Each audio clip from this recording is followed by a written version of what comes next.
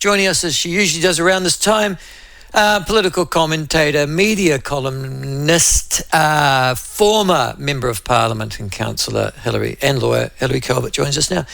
Hilary, welcome to the show. What's your impression of TV3 still being a news bulletin? Will you go and watch it or not now that it's produced by Stuff? Well, I was struggling to watch it in the first place.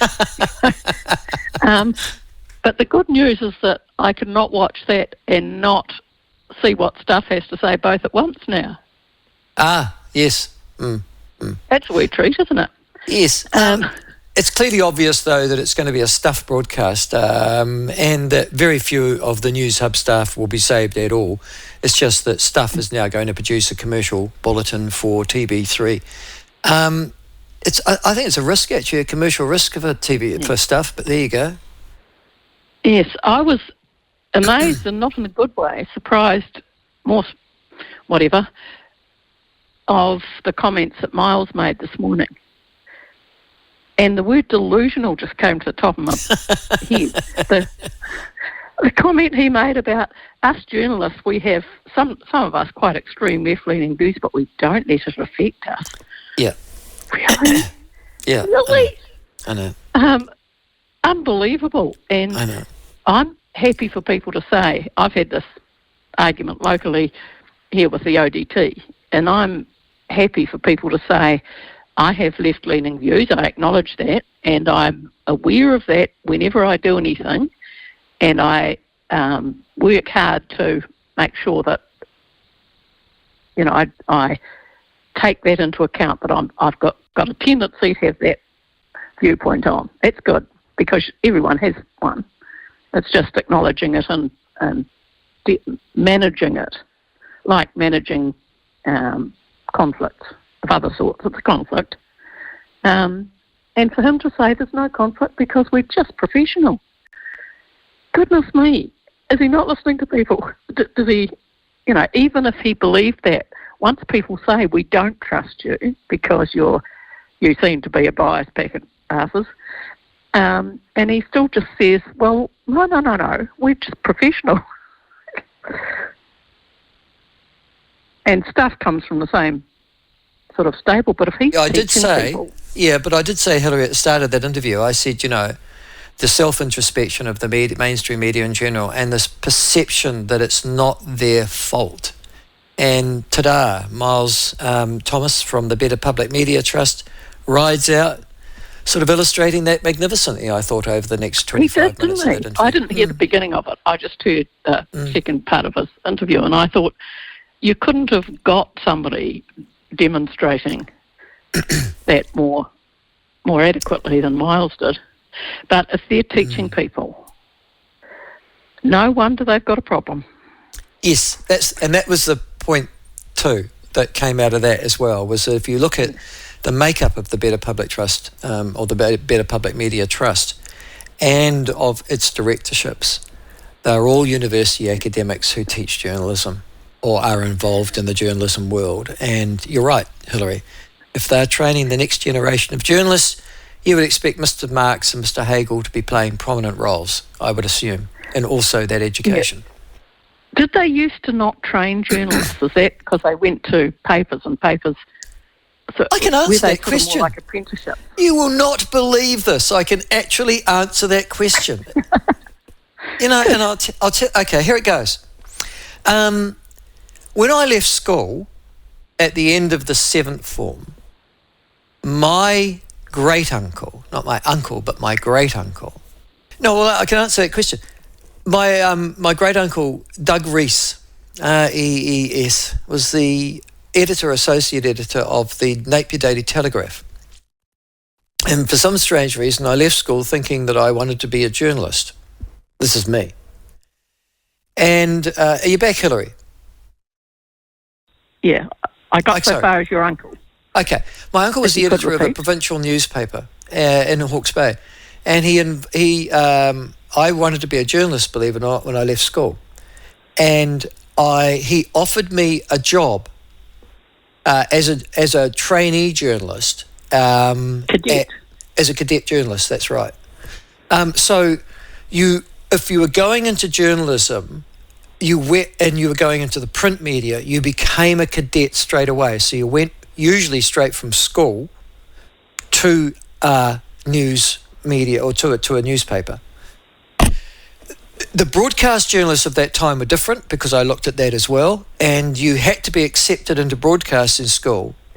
Primarily, I have to tell you, Hilary, so that you could speak at a much lower register than I do and with rounded vowels. Remember that? Yeah, and to make sure you've got a face for journalism. Well, it was mostly radio. So you didn't need, you could be as ugly as sin and still get in, well, which obviously is where ugly people went. But then in the 1980s, because I know a girlfriend of mine was also wanted to become a journalist, and she'd got a first class honours degree from Otago University of all places, and she went to journalism school, which was run by a man called Brian Priestley. Do you remember him? And he ran a postgraduate journalism school at Canterbury University in the 1980s. So that was a step up. At Canterbury University offered the top 12 university graduates this postgraduate one-year diploma in journalism, which was the first journalism school in New Zealand. And then from there, proliferation of journalism schools started up, and it became into the polytechnics. And so as a result of that, the answer to your question is it stopped being a cadetship and it became an academic course. And ta-da, there I would argue is where it all went wrong. What do you think? Which I think was the point you were making. Yeah, I think that's how it feels from a public point of view, that they've somehow ended up with losing the very thing that they had, that they got somehow on the job, because if they worked for good, reputable places, they would have taken on the persona of the good, reputable places as they learned, I presume.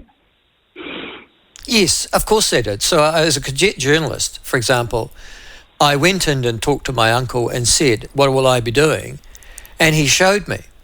And I'd be going to work out which the ships were that were coming into the Hawke's Bay port or to the Napier port.